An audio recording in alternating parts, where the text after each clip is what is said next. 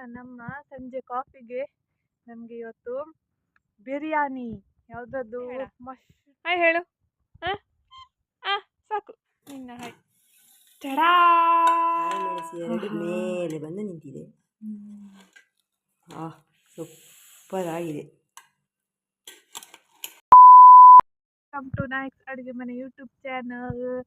ಇವತ್ತು ನನ್ನಮ್ಮ ಸಂಜೆ ಕಾಫಿಗೆ ನಮಗೆ ಇವತ್ತು ಬಿರಿಯಾನಿ ಯಾವುದದ್ದು ಮಶ್ರೂಮ್ ಬಿರಿಯಾನಿ ಮಾಡಿ ಕೊಡ್ತಾರಂತೆ. ಅದು ಹೇಗೆ ಮಾಡೋದು, ಅದರ ಟಿಪ್ಸ್ ಸಿಂಪಲಾಗಿ ಫಟ್ ಅಂತ ಹೇಳಿ ಹೇಗೆ ಮಶ್ರೂಮ್ ಬಿರಿಯಾನಿ ಮಾಡೋದಂತ ಹೇಳಿ ಈ ವಿಡಿಯೋದಲ್ಲಿ ಹೇಳ್ತೇವೆ. ಬನ್ನಿ ಅಮ್ಮ, ಮಶ್ರೂಮ್ ಬಿರಿಯಾನಿ ಹೇಗೆ ಮಾಡೋದಂತ ಹೇಳಿ. ಆಯ್ತಾಯ್ತು, ಈ ಬಟ್ಟೆ ತೆಗೆದು ಬರ್ತೇನೆ. ಆಯ್ತು. ಹಾಯ್ ಹೇಳು. ಸಾಕು ನಿನ್ನ ಹಾಯ್. ಮಶ್ರೂಮ್ ಬಿರಿಯಾನಿ ಮಾಡಲಿಕ್ಕೆ 3/4 ಲೋಟೆ, ನೋಡಿ ಇಷ್ಟು ದೊಡ್ಡದುಂಟು ಲೋಟೆ, ಅದರಲ್ಲಿ 3/4 ಲೋಟೆ ಬಾಸ್ಮತಿ ಅಕ್ಕಿಯನ್ನು ತಗೊಂಡಿದ್ದೇನೆ. ಅದನ್ನೀಗ ಕುಕ್ಕರಿಗೆ ಹಾಕುವ. ಈ ಅಕ್ಕಿಯನ್ನು ಚೆಂದ ಮಾಡಿ ತೊಳೆದು ತಂದೆ. ಇನ್ನೊಂದು 5 ನಿಮಿಷ ನೆನಿರಿ, ಅಷ್ಟಾಗುವಾಗ ಮಸಾಲೆಗೆಲ್ಲ ತಯಾರಿ ಮಾಡುವ. 5 ನಿಮಿಷ ನೆನೆಸ್ಲಿಕ್ಕೆ ಇಡಬೇಕಾ? ಒಂದು 5 ನಿಮಿಷ ನೆನಿಬೇಕದು, ಒಳ್ಳೆಯದಾಗ್ತದೆ. ನೋಡಿ, ಮಶ್ರೂಮ್ ಬಿರಿಯಾನಿ ಮಾಡಲಿಕ್ಕೆ ಈಗ ಮಶ್ರೂಮನ್ನು ಸಿಪ್ಪೆ ಎಲ್ಲ ತೆಗೆದು ಸುಲಿದಿಡುವ. ಇದರಲ್ಲಿ 1 ಪ್ಯಾಕೆಟ್ ಉಂಟು, ಇಷ್ಟು ಬೇಡ ನನಗೆ, ನಾನು ಒಂದು 3/4 ಲೋಟ ಅಕ್ಕಿ ಹಾಕಿದ್ದಲ್ಲ, ಇದರಲ್ಲಿ ಒಂದು ಅರ್ಧ ಭಾಗ ಸಾಕು. ಅದರದ್ದು ಸಿಪ್ಪೆ ಸುಲಿತಾ ಇದ್ದೇನೆ. ಎಂತಾದರೂ ಹೇಳಿ ಮಶ್ರೂಮ್ ಇದ್ದು ಬಗ್ಗೆ. ಮಶ್ರೂಮ್ ಗ್ರೇವಿ ಮಾಡಿದ್ದು ಹಿಂದಿನ ವಿಡಿಯೋದಲ್ಲಿ ಹಾಕಿದ್ದೇನೆ, ಅದನ್ನು ಒಮ್ಮೆ ನೋಡಿ. ಮಶ್ರೂಮ್ ಒಳ್ಳೇದ ತಿಂದರೆ? ಆರೋಗ್ಯಕ್ಕೆ ಒಳ್ಳೆಯದು, ವಾರಕ್ಕೊಮ್ಮೆ ಆದರೂ ತಿನ್ನಬೇಕು ಅಂತ ಹೇಳ್ತಾರೆ. ಹಳ್ಳಿಯಲ್ಲಿ ಸಿಗುವ, ಮಳೆಗಾಲದಲ್ಲಿ ಸಿಗ್ತದೆ ಮಶ್ರೂಮ್, ಅದು ಮತ್ತು ಒಳ್ಳೆಯದು. ಇದು ಪೇಟೆಯಿಂದ ತಂದದ್ದು. ಮತ್ತೆ ಬಿರಿಯಾನಿಗೆ ಯಾವುದೆಲ್ಲ ತರಕಾರಿ ಬೇಕು ಹಾಕಲಿಕ್ಕೆ? 2 ಟೊಮೆಟೊ, ಮತ್ತೊಂದು 2 ಕಾಯಿ ಮೆಣಸು ತಗೊಂಡಿದ್ದೇನೆ. ಆ ಬಿರಿಯಾನಿ ಪೌಡರ್ ಖಾರ ಉಂಟು, ಮತ್ತು ಮೆಣಸು ಜಾಸ್ತಿ ತಗೊಂಡ್ರೆ ಒಟ್ಟಷ್ಟು ಖಾರ ಆಗ್ತದೆ. ಅದಕ್ಕೆ 1 ತುಂಡು ಶುಂಠಿ, 4 ಬೆಳ್ಳುಳ್ಳಿ ಬೀಜ, 1 ದೊಡ್ಡ ಗೆಡ್ಡೆ ಈರುಳ್ಳಿ, ಮತ್ತು ಸ್ವಲ್ಪ ಕೊತ್ತಂಬರಿ ಸೊಪ್ಪು. ಇದನ್ನು ಹೆಚ್ಚಿಕೊಂಡು ಬರ್ತೇನೆ. ತರಕಾರಿ ಎಲ್ಲ ಹೆಚ್ಚಾಯಿತು, ಈಗ ಬಿರಿಯಾನಿ ಶುರು ಮಾಡುವ. ತರಕಾರಿ ಎಲ್ಲ ಮಶ್ರೂಮ್ ಹೆಚ್ಚಿದ್ದು. ತರಕಾರಿ ಟೊಮೆಟೊ ತರಕಾರಿ ಎಂತದ್ದು ಹಾಕಲಿಕ್ಕಿಲ್ಲ ಬೇರೆ. ಆಯ್ತಪ್ಪ. ಫಸ್ಟಿಗೆ ಬೆಂಕಿ ಹಚ್ಚುವ. ಕುಕ್ಕರ್ ಬಿಸಿ ಆಯಿತು. ಈಗ ಒಂದು 5 ಚಮಚದಷ್ಟು ತೆಂಗಿನೆಣ್ಣೆ ಹಾಕುವ. ತುಪ್ಪ ಹಾಕಿದ್ರೂ ಆಗ್ತದೆ, ತುಪ್ಪ ನಾನು ಸ್ವಲ್ಪ ಹಾಕ್ತೇನೆ, ಅದಕ್ಕೆ ತೆಂಗಿನ ಎಣ್ಣೆಯಲ್ಲಿ ಸಹ ಒಳ್ಳೆಯದಾಗ್ತದೆ. ಎಣ್ಣೆ ಸರಿ ಬಿಸಿಯಾಗಲಿ. ಸ್ವಲ್ಪ ಜೀರಿಗೆ ಹಾಕುವ. ಜೀರಿಗೆ ಸಿಡಿತಾ ಉಂಟು. ಈಗ ಈರುಳ್ಳಿ ಹಾಕ್ತಾ ಇದ್ದೇನೆ.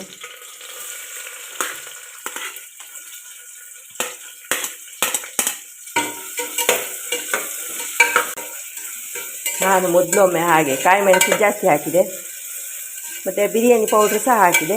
ಬಾಯಲ್ಲಿ ಇಡ್ಲಿಕ್ಕೆ ಆಗಲಿಲ್ಲ, ಅಷ್ಟು ಖಾರ ಆಗಿದೆ, ಕಣ್ಣಲ್ಲೆಲ್ಲ ನೀರು. ಅದಕ್ಕೆ ಈ ಸರ್ತಿ 2 ಕಾಯಿ ಮೆಣಸು ತಗೊಂಡಿದ್ದೇನೆ. ನೋಡಿ, ಈರುಳ್ಳಿ ಬಾಡಿದೆ, ಈಗ ಕಾಯಿ ಮೆಣಸು ಹಾಕ್ತಾ ಇದ್ದೇನೆ. ಇನ್ನು ಶುಂಠಿ ಬೆಳ್ಳುಳ್ಳಿ ಜಜ್ಜಿದ್ರೆ ಒಳ್ಳೆ ಪರಿಮಳ ಬರ್ತದೆ.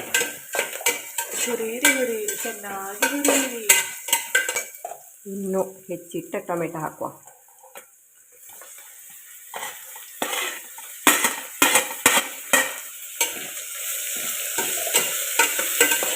ಈಗ ಬಿರಿಯಾನಿಯ ಮೇನ್ ಇಂಗ್ರೀಡಿಯೆಂಟ್ ಮಶ್ರೂಮ್ ಚೆನ್ನಾಗಿ ತೊಳೆದು ಹಾಕಬೇಕು.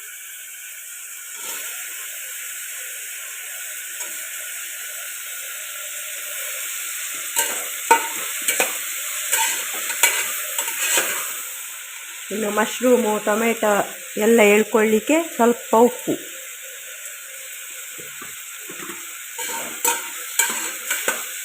ಇಲ್ಲದಿದ್ದರೆ ಮಶ್ರೂಮ್ ಚಪ್ಪೆ ಇರ್ತದೆ, ಒಳ್ಳೆಯದಾಗುದಿಲ್ಲ ತಿನ್ನಲಿಕ್ಕೆ. ಹೌದು. ಸ್ವಲ್ಪ ಅರಶಿನ ಹುಡಿ, ಎಷ್ಟು, 1/4 ಸ್ಪೂನ್, 2 ಚಿಟಿಕೆ ಸಾಕು, ಬೇಡ. ಇನ್ನು ಬಿರಿಯಾನಿ ಪೌಡರ್ ಒಂದು 2 ಚಮಚದಷ್ಟು ಹಾಕುವ.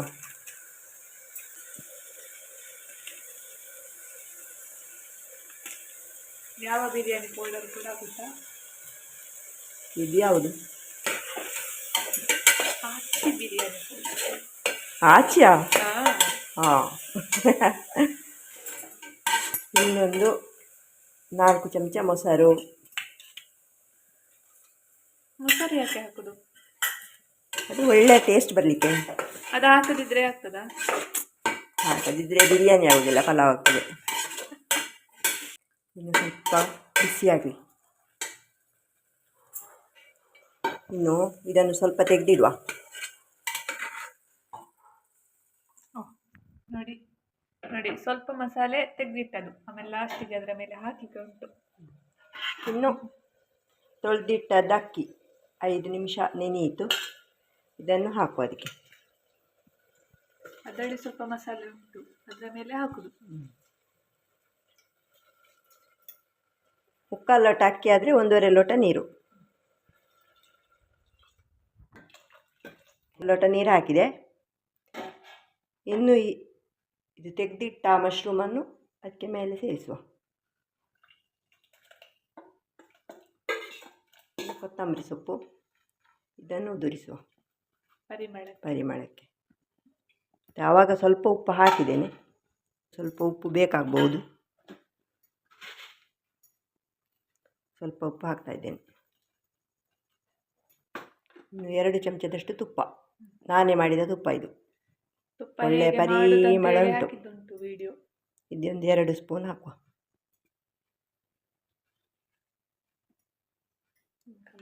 ಕುಕ್ಕರಿನ ಮುಚ್ಚಳ ಮುಚ್ಚಿಸಿ 2 ವಿಸಿಲ್ ಕೂಗಿಸಿದರೆ ಬಿರಿಯಾನಿ ರೆಡಿ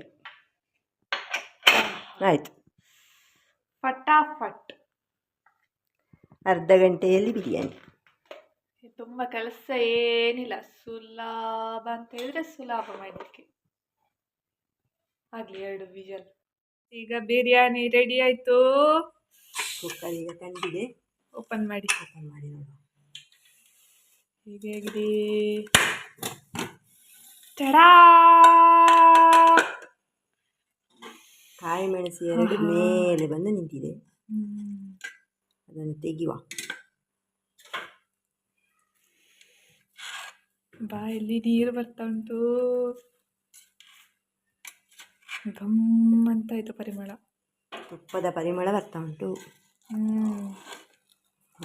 ಸೂಪರ್ ಆಗಿದೆ. ಆಹಾ, ಪ್ಲೇಟ್ ತಾ. ಪ್ಲೇಟ್ ಇಲ್ಲಿ ತರ್ತೇನೆ. ನಂಗೆ ಅದರಲ್ಲಿ ಕೊಡಿ, ಬೌಲಲ್ಲಿ. ನಮ್ದು ಎಂಥ ಸ್ಪೆಷಲ್ ತಿಂಡಿ ಮಾಡಿದರೆ ನಾವು ಅದರಲ್ಲಿ ತಿನ್ನೋದು.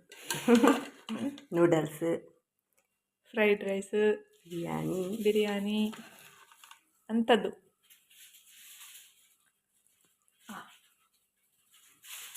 ನೋಡ, ಅಲ್ಲೇ ಒಂದು ಟೇಸ್ಟ್ ಮಾಡಿ ಹೇಳಿ ಹೇಗೆ ಆಗಿದೆ ಅಂತೇಳಿ.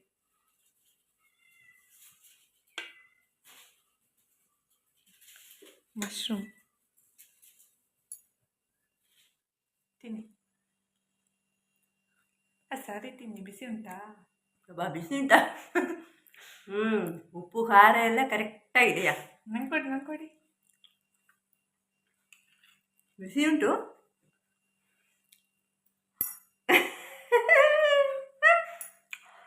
ಹೇಗಿದೆ? ಸ್ವಲ್ಪ ತಣಿಬೇಕು, ಆಮೇಲೆ ತಿಂದರೆ ಸರಿ ಆಗ್ತದೆ. ಸೂಪರ್ ಆಗಿದೆ. ನೀವು ಕೂಡ ಇದೇ ಥರ ಮಾಡಿ ಬಿರಿಯಾನಿ. ಹೋಟೆಲಿಗೆ ಹೋಗ್ಬೇಕಂತಾನೆ ಇಲ್ಲ, ಹೀಗೆ ಮನೆಯಲ್ಲೇ ಮಾಡಿ ತಿನ್ಬೋದು. ತುಂಬ ಸುಲಭ, ಫಟಾಫಟ್ ಅಂತ ಹೇಳಿ ಆಗ್ತದೆ. ಕಡೆಗೆ. ಸೊ ನೀವು ಮನೆಯಲ್ಲಿ ಟ್ರೈ ಮಾಡಲೇಬೇಕು. ಕಮೆಂಟ್ ಮಾಡಿ ಹೇಗೆ ಆಗಿದೆ ಅಂತ ಹೇಳಿ ತಿಳಿಸಿ. ಇನ್ನು ಮುಂದಿನ ವಿಡಿಯೋದಲ್ಲಿ ಸಿಗುವ. ನಮಸ್ಕಾರ.